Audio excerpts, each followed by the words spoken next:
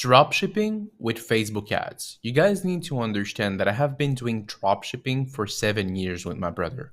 Over the years, I've learned a lot of things. And today, I'm going to give you 7 points that you are going to be, oh my God, I didn't know this. Because to be honest, you need to understand those points in order to be successful. It took me 7 years to understand them, and I'm going to give them to you so you don't make the same mistakes that I made. Because when I started, we didn't have those videos with drop shippers. We didn't have any of those things. The only real drop shipper at the beginning was probably Alex Becker and Ty Lopez. Other than that, no videos was there to be found. So today I have a special video so you can understand what is important in dropshipping when it comes down to dropshipping with Facebook ads. Okay, so let's start diving in because I know that you guys don't want to waste any time. Before we start, just don't forget to like, comment, and subscribe. Will be really appreciated. It took me a long time to make this video because I need to, plan those videos, and I need to make sure that the quality inside the content is just not a lot of blah blah, but actually true powerful content that you can understand, that you can use, and can make your life easier in the dropshipping space. Okay, so Facebook is not a magic solution. So if your product doesn't sell, Facebook won't make it sell it. You need to understand that Facebook is no magic. If your product doesn't sell, if your product doesn't appeal to an audience, it won't work on Facebook. Facebook, yes, is powerful. Yes, it has a lot of data. Yes, if you inject money, you can easily 10x your income. But at the end of the day, if you don't have something that people want, doesn't matter. What Facebook is good for is to show your product towards the right audience. But if there's no right audience, then it won't work. So keep that in mind. Took me a long time. Sometimes I tested some products back in the days, spent hundreds of dollars on them, and just to find out that I could easily spend $50, $100 on one single product, turn it off, and move on instead of spending $900, $1,000, $1,200 unnecessarily. Okay, so what about the low budget performance matter? So low budget performance matter. If your product isn't making money at low budget, it won't make money at high budget. So that's basically a little bit what I've just said is if your product doesn't make money at low level, so it means after that you spend $20, $30, $50, obviously it depends your product. If you're selling something at $150, then you need to spend a little bit more in order to know if the product is viable. Instead, compare to a product that you're only spending $20 to have a sale. You're only spending $20, and if you spend $20, let's say you make $40, then it's a 2x. So it means you don't need to spend a lot of money. But if you have something a little bit more expensive, you need to spend a little bit more. So keep that in mind. When it comes down to the budget, if it doesn't make money at the lowest point, it won't make money at the highest point. And I know it's hard for you to understand. I know it's hard for you to believe, but I tried it multiple times. I deloaded credit cards multiple times, and it's just part of the game. It's just part of the game. If it doesn't work at low level, it won't be scalable. That's it. Every businessman, every person that has his own business and is making money, start with a little amount of money in order to test something, and eventually they scale it. That's basically what they do. So they don't throw money out there and to test different concepts if they're not sure. Well, if they're smart, they don't do that. Okay, now trim your ads. Generating revenue is but if you don't optimize your ads and cut underperforming ones, your profit will be extremely slim. Okay, so at the end of the day, yes, it's great. You're running ads. You have a profitable product. You're testing different audiences. You're scaling with different creative. But what happens? You look at your dashboard. You make 10K in a single day, but you look at your profit is like 10% profit. You're like, what's going on? I should have like easily 30, 40% profit. Why I only have 10? Well, my friend, you only have 10 because you're not trimming down quickly what's not working.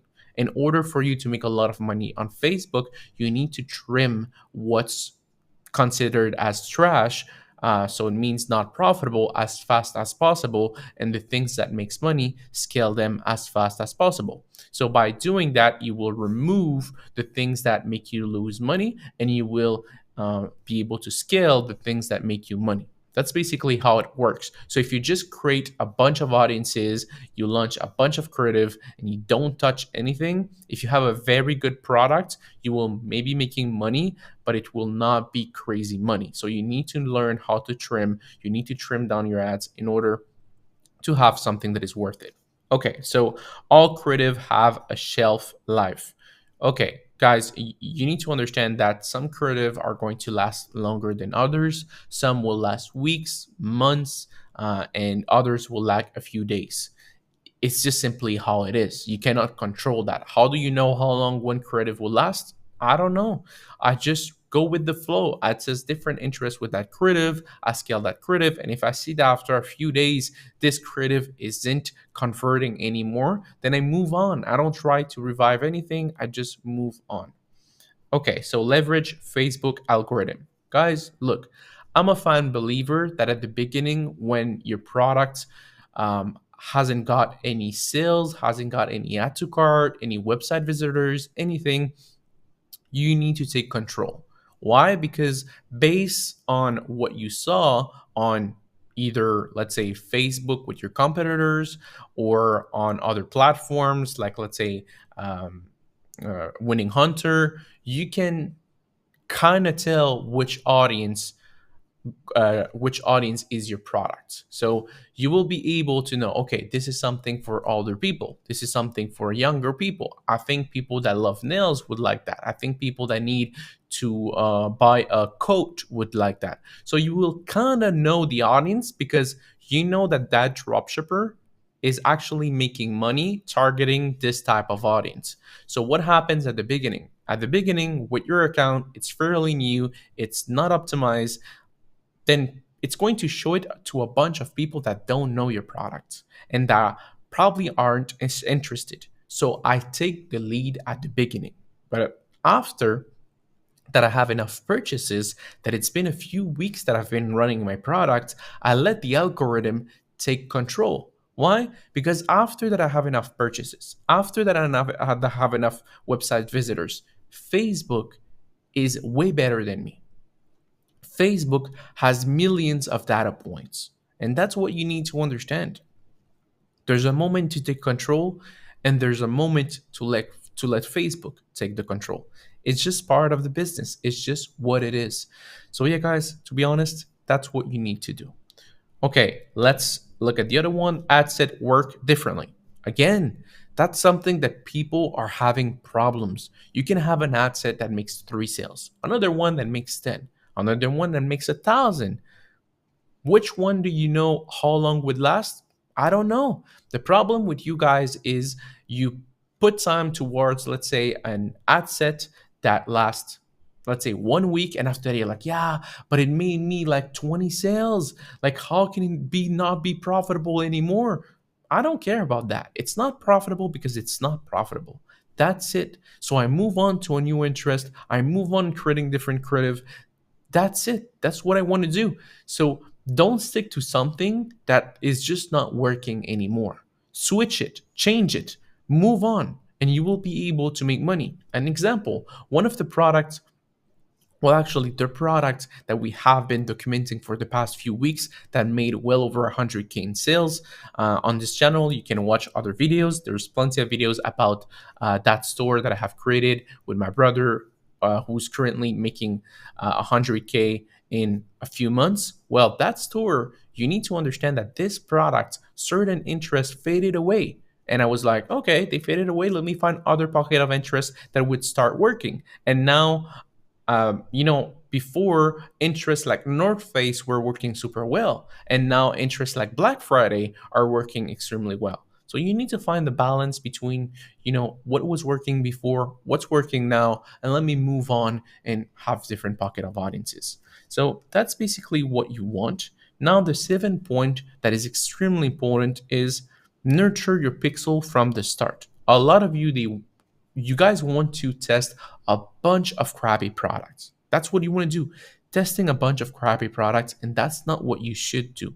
You should test high quality products. By testing high quality products, you will be able to maximize the potential of your pixel down the line. Okay, I know at the beginning it's hard to get 500 purchases. It's hard to get 1,000 add to cart. It's hard to get 5,000 website visitors.